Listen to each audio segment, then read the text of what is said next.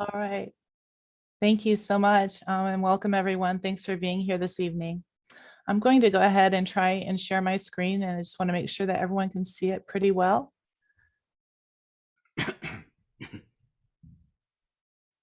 All righty. Can you guys see my title card, Answering Common Objections to the Pro-Life Argument? One person shaking their head yes. Okay, how does it look, Eric? Looks fine. Looking All good. right, super.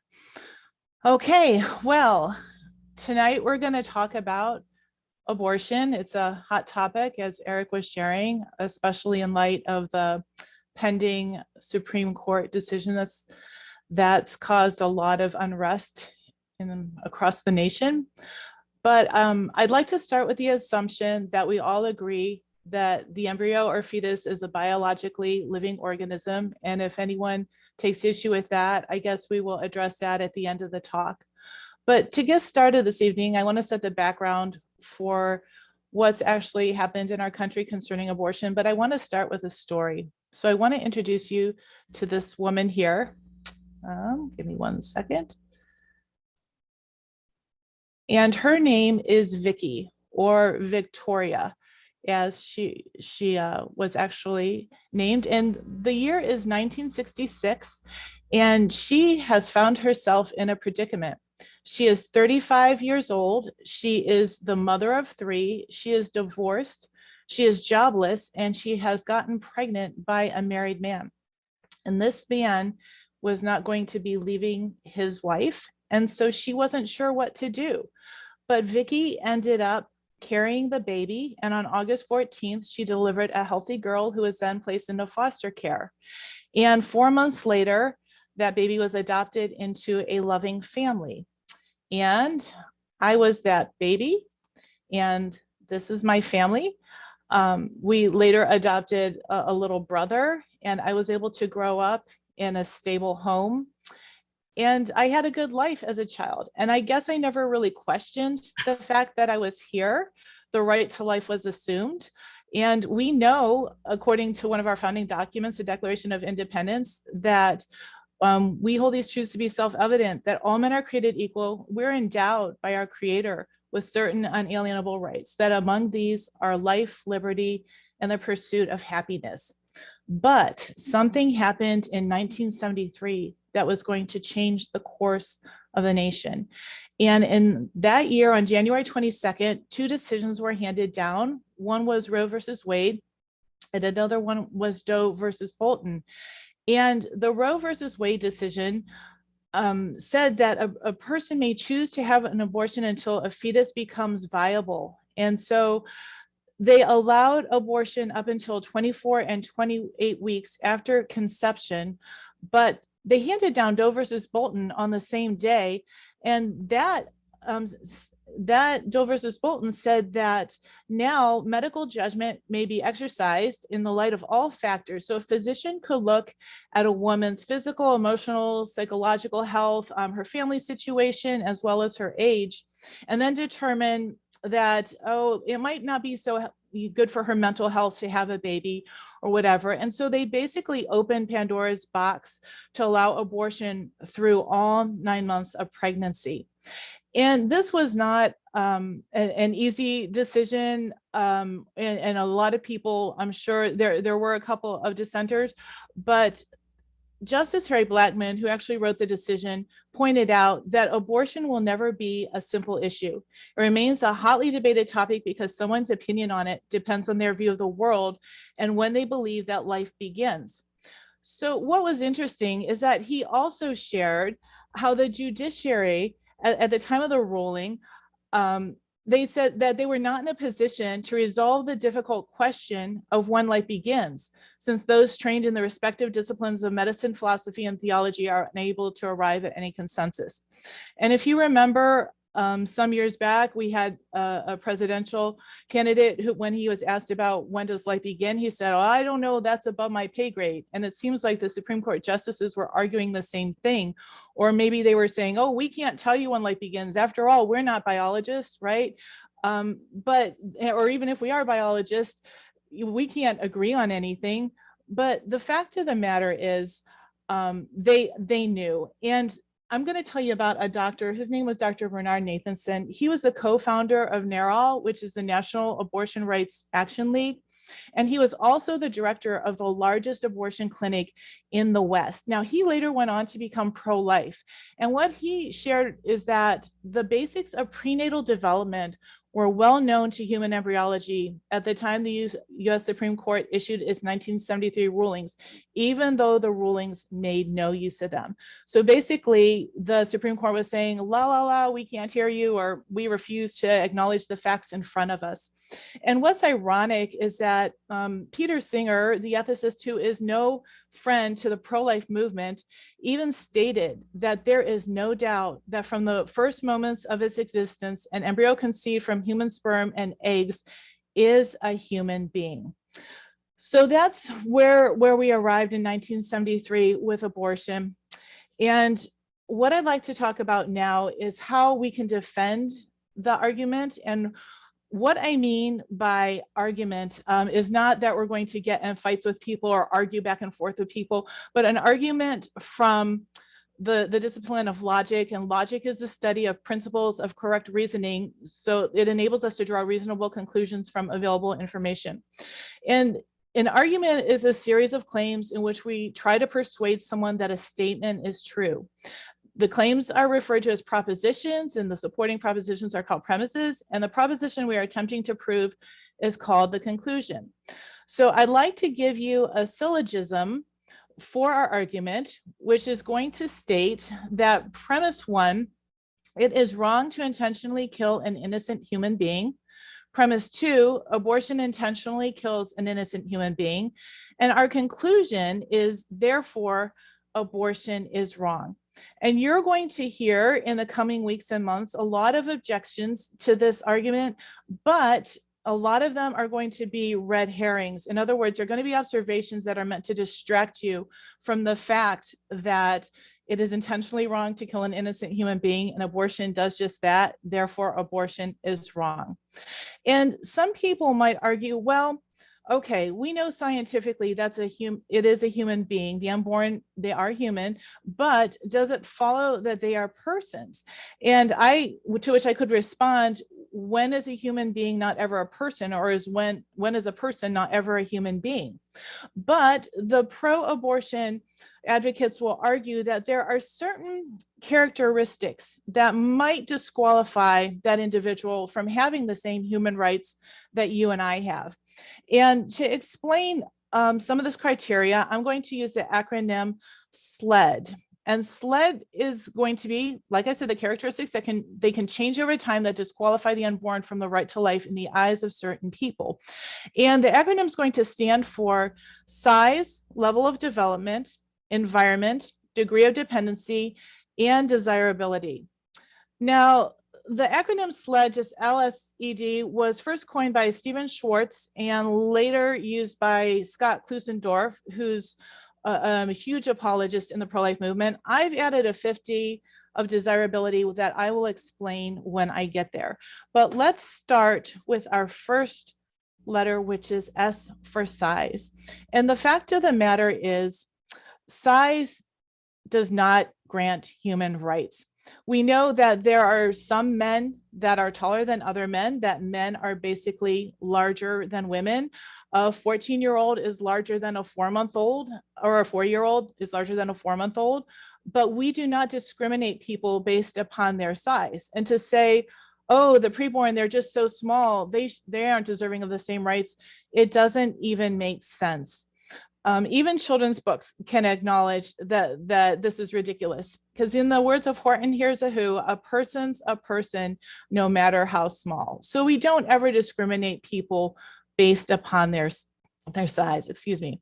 Okay, let's move on to the second letter, which is the level of development. And philosophically, no difference exists between the embryo that you once were and the adult that you are today. Okay, you didn't come from an embryo, you were an embryo and you just developed. And Stephanie Gray has she's another pro-life apologist and has written a book called Love Unleashes Life. And she has a really cool analogy that I like to use concerning the Loch Ness Monster. And when I was a child, I really was fascinated by the Loch Ness Monster. I like dinosaurs in general, and just the idea that a plesiosaur could exist somewhere in the world was pretty incredible. So let's just say we're in the 70s and I travel over to that inlet of Loch Ness, and then I see the Loch Ness Monster.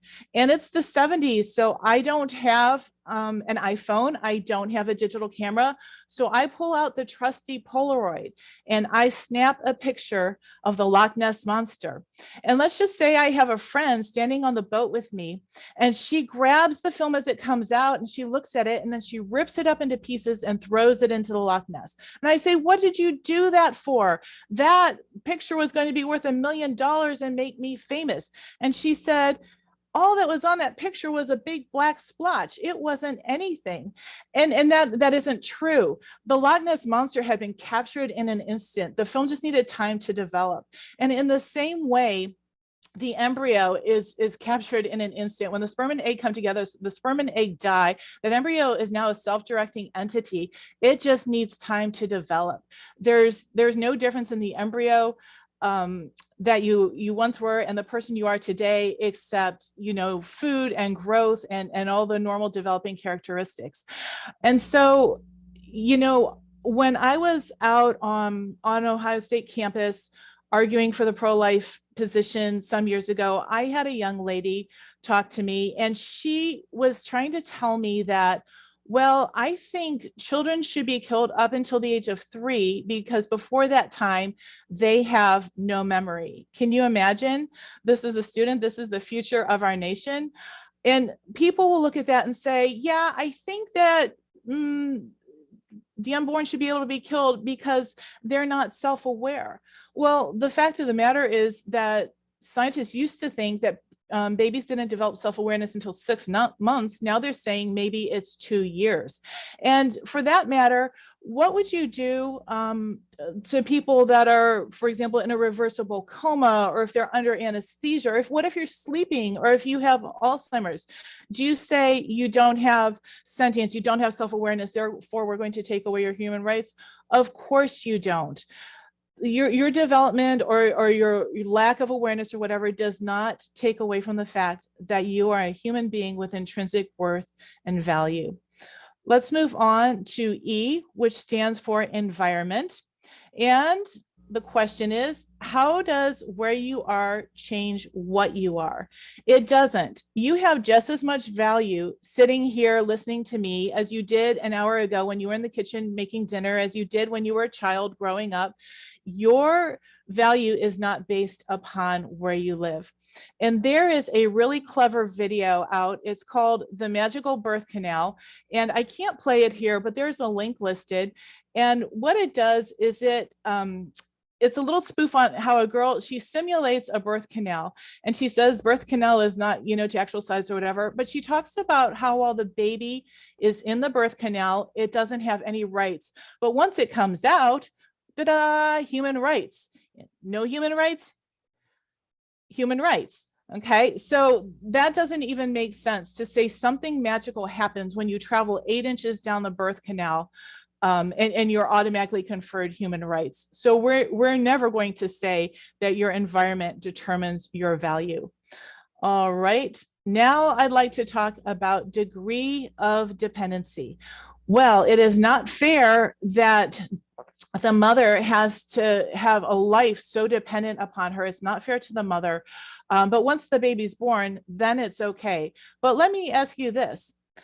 Is a newborn dependent on nobody? No. When a newborn comes out, it is still completely dependent upon the mother, unless, of course, today we can use formula. If a mother were to die years ago, they'd have to find a wet nurse to keep that child alive. Another woman's body would have to be sustaining that life. And of course, today we've got a formula shortage, so that's huge. But you just can't take a newborn and set it in a bassinet and walk away and say, okay, it's viable, I'm done, no longer dependent.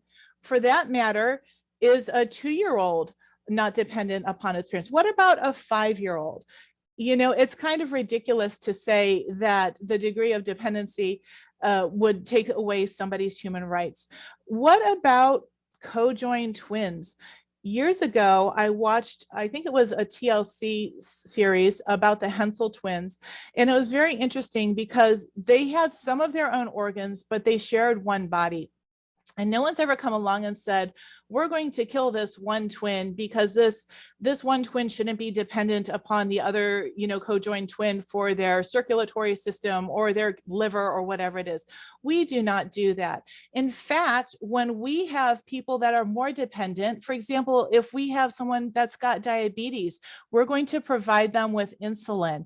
Or if we have somebody that's on dialysis, we're going to take care of them. We're not going to say, hey, because your kidneys don't work, because your pancreas doesn't work, you do not have human rights. That would be ridiculous. In fact, society makes special accommodations for the weaker among us. They don't discriminate against them. They have all sorts of rules and laws to protect them. So the other thing about the degree of dependency is that it can be a very slippery slope into what I would say is physician-assisted suicide. And we've already seen this in some countries, or I think even here in America, where an insurance company might say, hey, you've got this really severe progression of cancer or disease or whatever, we're not going to pay for your treatment, but we will give you some potassium cyanide or something that will help you end your life, and you can do it in a dignified way. And like I said, it's a very slippery slope, because then eventually I think what's going to happen is someone with a terminal diagnosis may start to feel like, you know what, I'm just a burden and I'm so dependent on others. It would just be easier for me to end it all. And like I said, it's already happening in some countries, and I do believe that it will come here unless we take steps to reverse this. All right. The last letter is going to be D for desirability. And I'm going to show you a picture here of a couple that looks pretty happy with their pregnancy test, but this couple doesn't look so happy. And going back to 1966, Planned Parenthood had an ad for birth control. This isn't an ad for abortion, because actually in 1966, Planned Parenthood said that abortion is not a form of birth control. Abortion takes the life of a child after it's already begun. But anyways, this advertisement for birth control said that Planned Parenthood means every child a wanted child.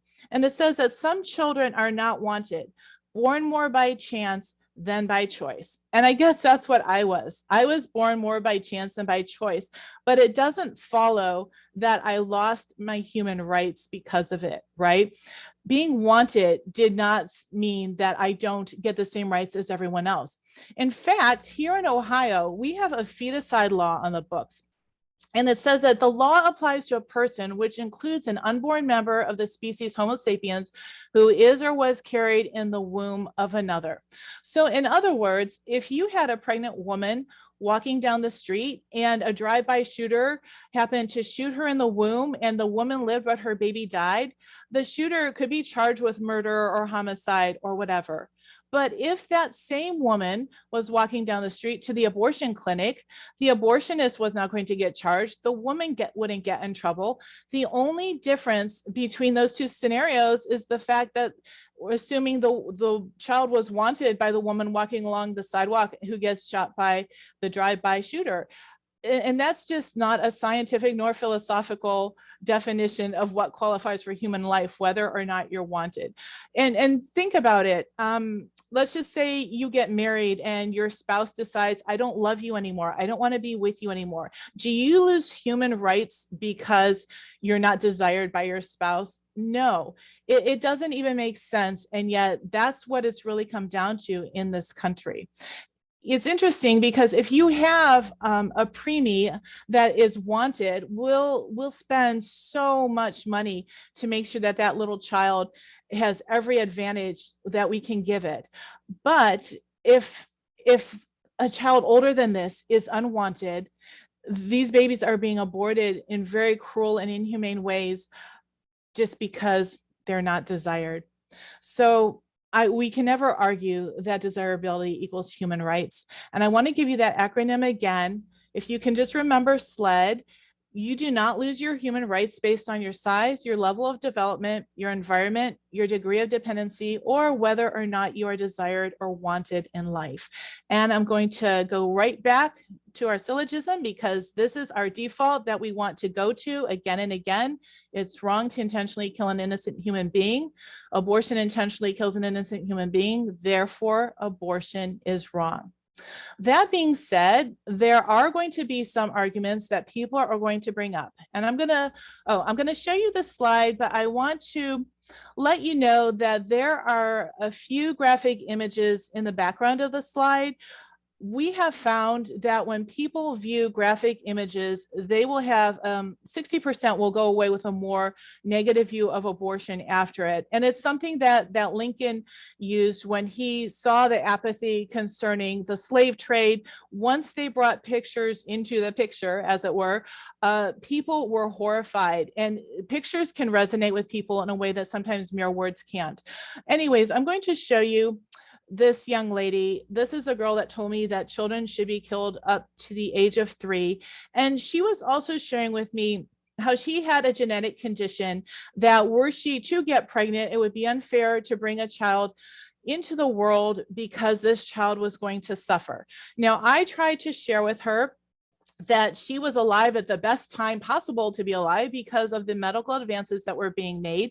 In fact, I have a special needs child, and he has Down syndrome, and those children used to live to the age of 2, then to the age of 20. And I just recently saw a woman who was 83 years old with Down syndrome. So it's just incredible what medicine can do. But she was still arguing that. And it was also strange because as I walked away from the display that day, there were another couple students talking. And I remember that one boy said, I think we ought to do what the Spartans do. And if they come out deformed, throw them off the cliff. And that is just horrifying. But like I said, this is the state of the campus today. This is what some young people are thinking. Now, the fact of the matter is that that young man was only a car accident away from being more disabled than my son. I have seen it happen. And I don't know that he would appreciate people looking at him and saying, wow, he's really messed up, or it's going to take him a whole year to learn how to walk and talk again. Let's pull the plug on him. No, that's, like I said, that's not how we treat the vulnerable in society. But we do think about the question, what about poor prenatal diagnoses? Because it does happen. And I'm going to go back a little bit more into my story. And now I'm going to jump ahead to the year 2000. And I found myself unexpectedly pregnant. My husband and I think we pretty much figured we were done. We already had 3 children, but I was pregnant. And then I was delighted to learn I was pregnant with twins.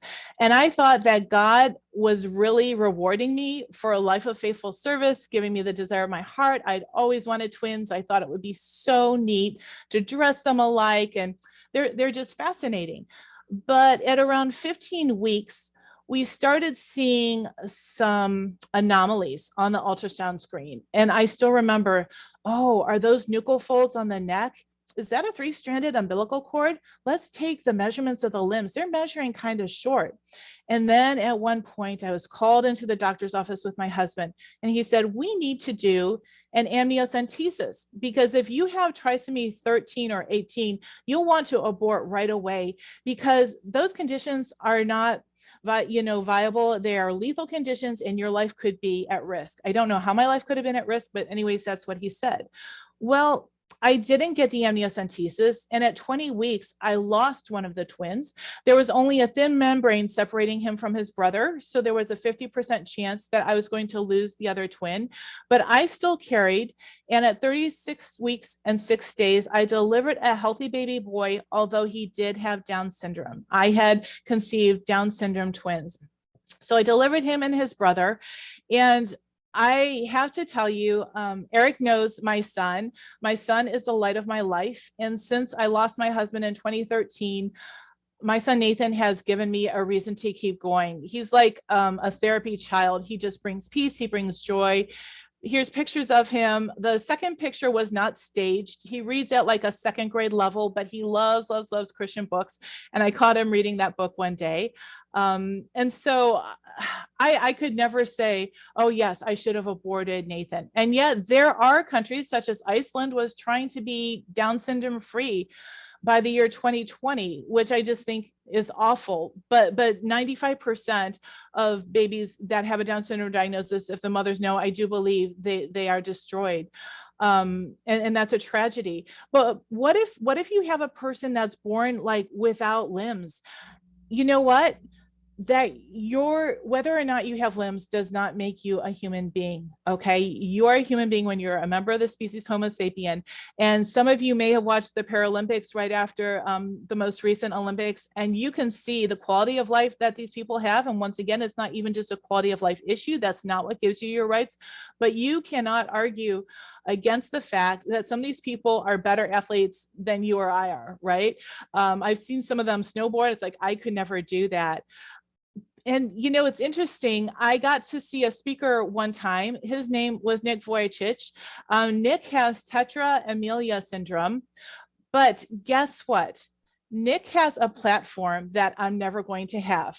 Nick's speaker fee is $50,000 to $70,000. He has spoken in front of, I don't know how many countless thousands, maybe millions of people. He has spoken to the vice president of Kenya. He's starting his own bank. He is married to a beautiful woman. I think they have 4 children. He has an incredible life. And I'm not trying to say that his life was easy, but can you imagine a doctor today looking to the mother and saying, hey, we're seeing your ultrasound. It looks like your little boy doesn't have any arms or legs. Would you want to bring that kind of child into the world? Nick has been a blessing to so many people.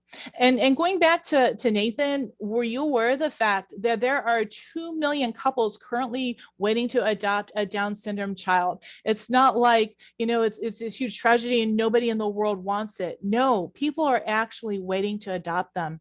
But difficult diagnoses, they are a hard path to walk through. And what do you just say to someone who discovers that their child isn't going to live past birth at all? Wouldn't it just be easier to terminate that pregnancy now and save yourself the pain? And a couple things about that. My nieces all came out perfectly healthy, but my brother said that during each of those pregnancies, they received some prediction that there was some anomaly, whether it was Down syndrome or something else. And guess what? Doctors are not always right. And that's not the first time I've heard of a poor diagnosis that was mistaken. But even if it is, let me tell you about this family here. This is my friend's daughter, Bethany, and her husband, Eric, and this is little Amelia Nathaniel. And he was diagnosed with anencephaly in the womb, which was incompatible with life. And they knew that barring a miracle, they weren't going to have a lot of time with him. So they went ahead and made a bucket list, and they went and visited various places, and they took pictures of it. And then after Amelia was born, they were able to make a decision to donate organs or tissue. And then they went on to start an organization called purposefulgift.com, where they walk through difficult pregnancies, terminal, where the fetus is terminal with the parents, and, allowing for the fact that God could perform a miracle. But even if not, they're going to support that family and help them make a plan for donation, find some redemption, find some healing through it all. And that is a far better path to take, in my opinion, than it is just to say, you know what, he's not going to survive anyways, let's get rid of him early. And I think that Eric and Bethany would tell you that they are thrilled with the decision they made to treasure little Amelia as long as they could. All right, let's move on to another tough question, which is, what about rape? How can you tell a woman who's raped that she ought to carry that child to term? And rape is a tragic situation, and there's lots of trauma, and we need to make sure that that mother gets all the support we can possibly give her, whether it's mental health support or physical support. And I don't think we have to ask her to raise the child if she doesn't want to, but the thing is, the child is the innocent victim in it. Okay.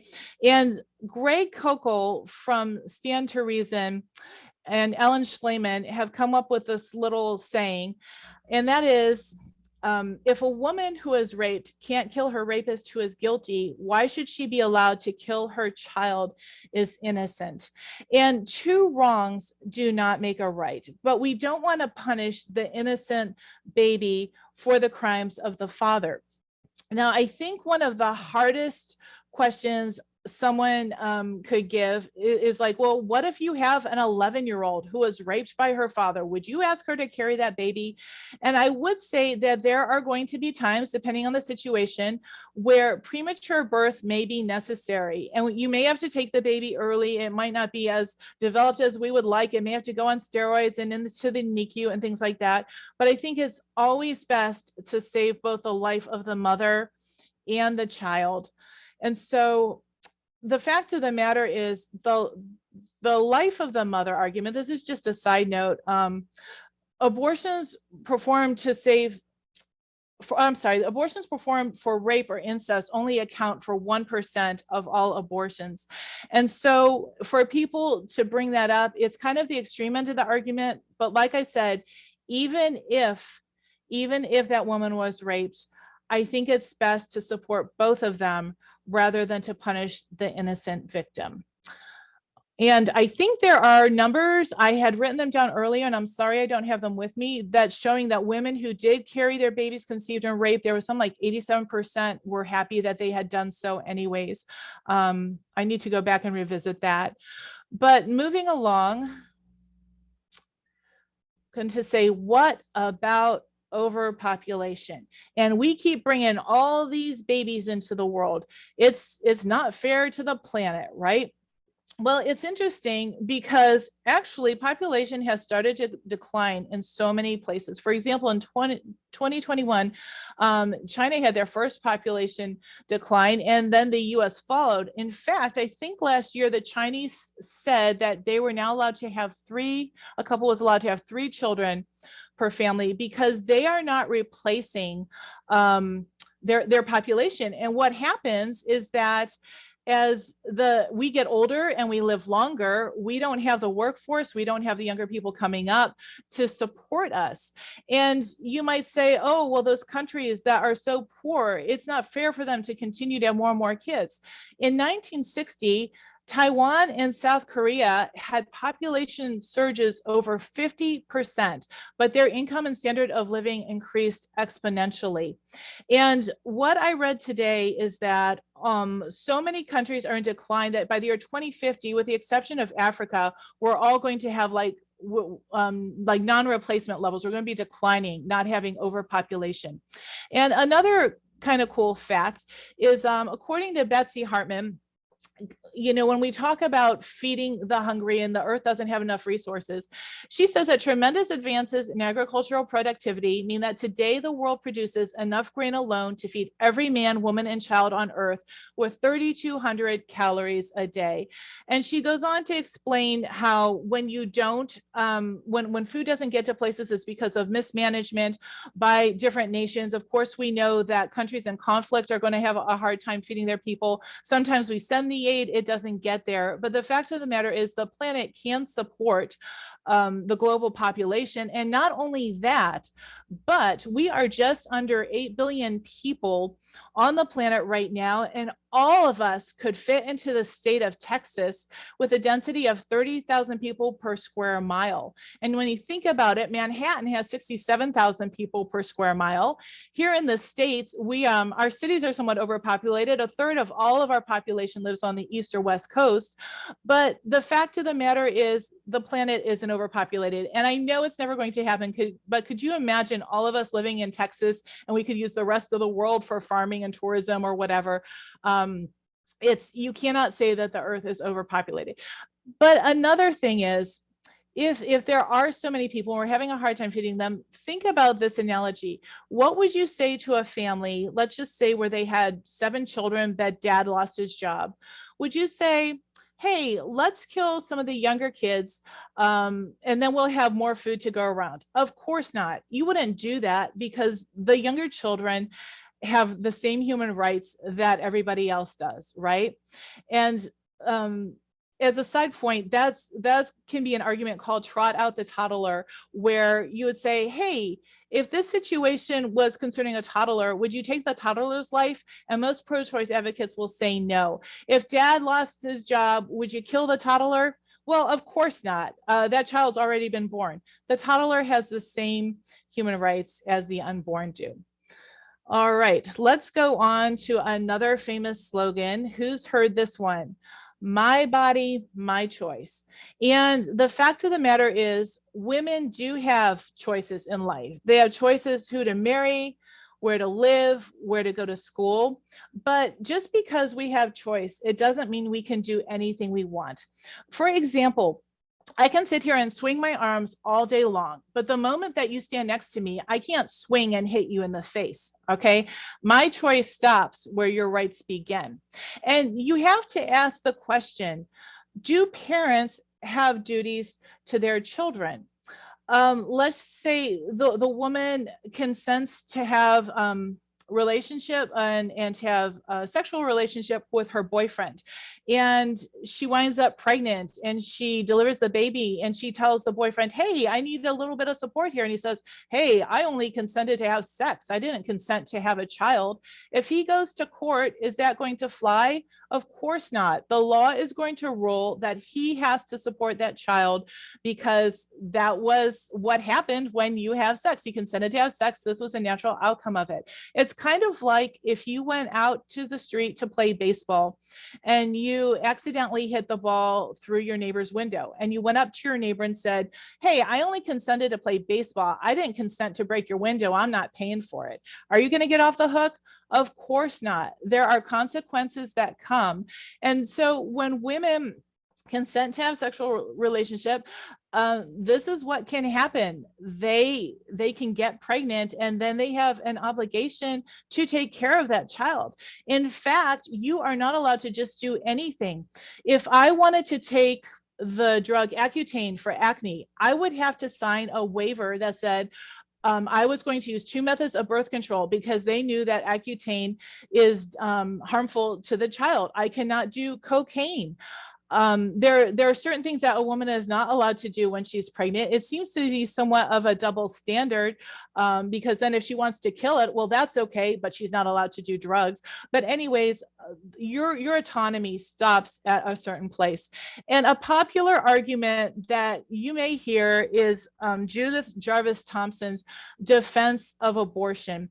And this is an essay she wrote in 1971, in which she gave a picture of what it would be like what if one day you woke up and you found yourself in a hospital connected to a musician. He was a violinist, and the doctor came in and said to you, I'm sorry they had to kidnap you, but the Society of Music Lovers has his favorite violinist who is going to die, and you're the only one who has the right type of kidney that will support him. So we're going to plug you into this famous violinist, but it's only going to be for 9 months. And she said, do you have to submit to that? Do they have the right to force you to support this famous violinist? And the answer is, of course not.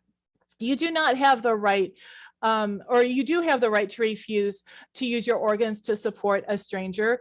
But like I said, you do have a duty to your own children. And it's kind of like if you knew that there were homeless children in your city. By law, you do not have to go out and take care of those homeless children. But if you do not feed your own children and care for your own children, you can be charged with neglect. And in the violinist argument, the kidneys, your pancreas, the liver, the organs in your body are in your body for the use of your body. But for a woman, the uterus is in her body, but it's for the use of another body. In fact, every month until she reaches menopause, she is going to be working to deliver an egg, to get her uterus ready to give that baby an environment to live and grow. So the violinist argument isn't really a very good one to use. But that's something that you may hear. All right, what about back alley abortions. If abortion is outlawed, that means all these women are going to die. Well, what's interesting is that the medical director of Planned Parenthood wrote that in 1959, abortion is no longer a dangerous procedure. This applies not just to therapeutic abortions as performed in hospitals, but also to so-called illegal abortions as done by physicians. In 1957, there were only 260 deaths in the whole country attributed to abortions of any kind. In New York City in 1921, there were 144. In 1951, there were only 15. And you may have heard the number 10,000 women a year die from illegal abortion. Well, Dr. Nathanson, once again, who is now pro-life, admitted that that number was just a made-up number that was thrown out there. It was thrown out for effect, and the media picked up on it and ran with it, but don't you buy it. The majority of those back alley abortions were not in the back alley, but the women came through the back door, and 90% were performed by physicians in good legal standing on the sly. It wasn't the scenario that is being narrated to us today. So I hope you're able to share that fact with some of your pro-choice advocate friends. And then finally, when I was talking to my friend who is on the front lines of the abortion war, I was asking, what else will people bring up that could be an objection to overturning Roe v. Wade? And she said, people will argue that, oh, now if abortions are illegal, those women who have ectopic pregnancies or miscarriages and need DNCs are not going to have access to them. It's going to turn all this upside down or whatever. And the fact of the matter is that right now, every state has a provision allowing for the life of the mother. We obviously are going to support a woman if she has an ectopic pregnancy, that's a pregnancy that is developing in her fallopian tube. It is not compatible with life. In fact, if the fallopian tube bursts, the woman could die. By necessity, that baby is going to have to be removed, but it's not like they're removing it to kill it out of malice. It's to save the life of a mother. And you know, you can picture if there were a couple children drowning in the ocean, it's, you know, you're swimming out and you can rescue one, but you can't save the other one. It's a whole different thing from rescuing one, and as you swim away, you push the other's head down so that they drown. Okay, when a woman has an ectopic pregnancy or she has a miscarriage and she needs treatment to clear out her uterus, of course they're going to be provided for. Don't let people sidetrack you with that concern that women aren't going to get the care that they need. And on another side note, I was just reading about pregnancy crisis centers where some people think that they are not performing, that they're misleading people, that they say we offer care, but they really don't. And I'd recently read where one agency had converted like 1,000 of these pregnancy care clinics to actual medical clinics as well. You can get abortions there. I worked at the Pregnancy Decision Health Center years ago. We gave out maternity clothes. We gave out layettes, baby care. We had tests. We helped them find housing. We even had a house where they could go to have their children. Don't let people try and tell you that the pro-lifers only care about the babies in theory. They're not really doing anything to take care of them, because that's not true. So I just want to say, I hope that you realize that the preborn should have the same human rights as the rest of us. At the same time, if you yourself have had an abortion, or if you know of someone that's had an abortion, there's a helpline available where they will offer post-abortion counseling. They can help you get resources, like I was mentioning earlier, to help you through your pregnancy. There is help out there, and this is a great number to have on hand. And then I also wanted to recommend some books. These are the books that I currently have that I've looked at. And The Case for Life is by Scott Klusendorf, and Love Unleashes Life, I mentioned those before. Precious Unborn Human Persons by Gregory Kokel. At least these were the ones that I read to help prepare for this. And I want to give you a closing shot of my mother. this is my actual birth mother that I met in August of 2018. She had developed Alzheimer's. She didn't really remember the situation about my birth, but I think I was able to express to her some gratitude, and I'm certainly happy that she chose to carry me through term and give me a chance at life. And she ended up passing in 2020, but I received news, that she had been attending Bible study at her assisted living place. She had been recently baptized, and I have every hope that I'm going to be seeing her again. Actually, the last slide I want to share is going back to our syllogism, because this is what it's all about.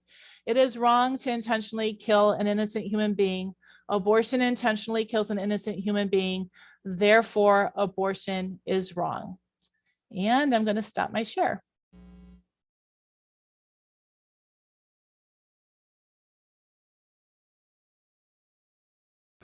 All right. Okay. Well, thank you, Carla. That was wonderful. Really appreciate it. I'm going to stop recording now.